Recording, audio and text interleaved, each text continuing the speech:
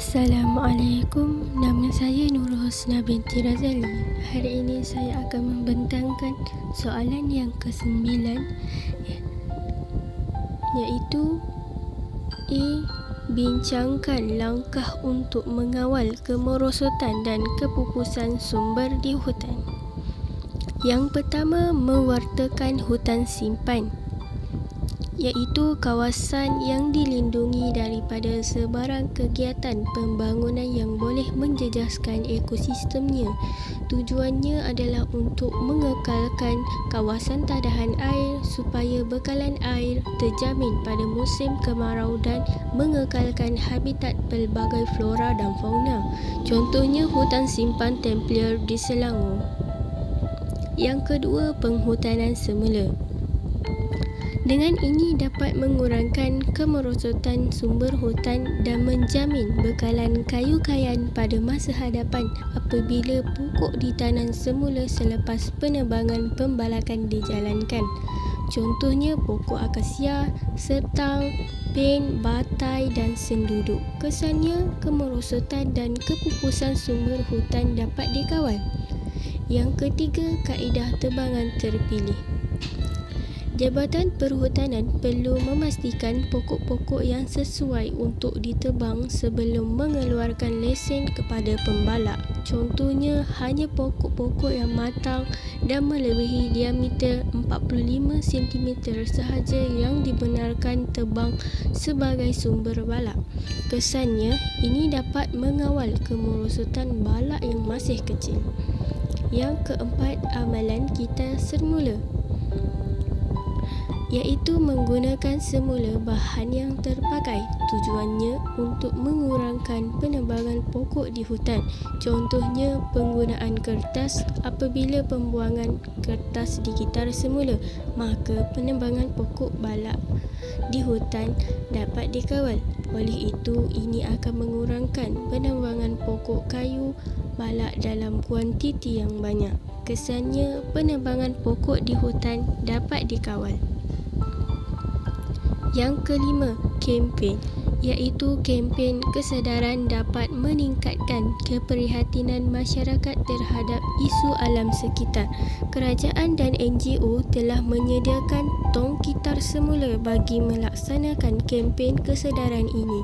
Oleh itu, pelbagai aktiviti dijalankan bagi memastikan masalah ini dapat diatasi seperti program mencintai sumber hutan.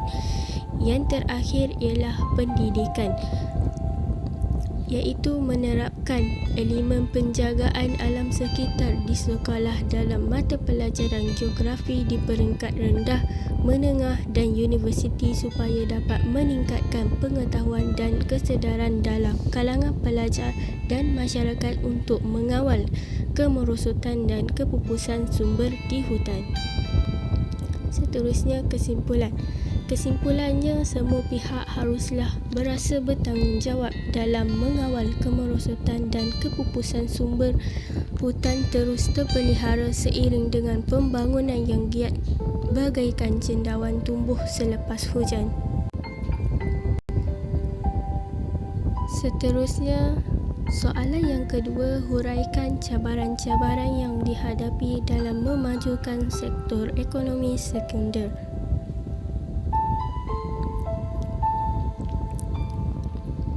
Yang pertama, masalah kekurangan modal, iaitu masalah kekurangan modal atau dana bagi industri kecil dan sederhana IKS yang telah dikuasai oleh pelabur tempatan. Mereka hanya mengharapkan bantuan daripada kerajaan kerana kos pengeluaran yang meningkat disebabkan oleh kenaikan kos tenaga, bahan mentah dan pengendalian. Oleh itu, masalah modal yang kecil tidak mampu untuk terus maju. Yang kedua, kekurangan buruh, iaitu masalah asas sektor pembuatan yang terlalu sempit dan nilai yang rendah. Contohnya, produk ekspor barangan-barangan pembuatan Malaysia yang terlalu menjurus kepada segelintir industri sahaja. Ini kerana teknologi dan kemahiran rakyat yang tidak dapat memperbaharui dan mempertingkatkan apa yang telah diterima oleh negara asing. Oleh itu, daya kreatif dan inovasi dalam mereka bentuk rendah dan daya bersaing jauh ketinggalan. Yang ketiga, kekurangan R&D. Pihak kilang akan meminta kerajaan perlindungan melalui subsidi kerana mereka tidak berminat untuk melabur dalam R&D. R&D amat penting untuk menjaga kualiti produk perkilangan kerana mutu keluaran produk negara tidak dapat memuaskan dan bersaing dengan keluaran negara-negara asing. Yang keempat, pasaran atau persaingan. Ia berkaitan dengan ketidaktentuan pasaran antarabangsa akibat krisis ekonomi global. Sebagai contoh, pada tahun 2008 hingga 2010, krisis ekonomi telah mengakibatkan kejatuhan permintaan pasaran ekspor sektor. Seterusnya, persaingan produk kurang berdaya saing.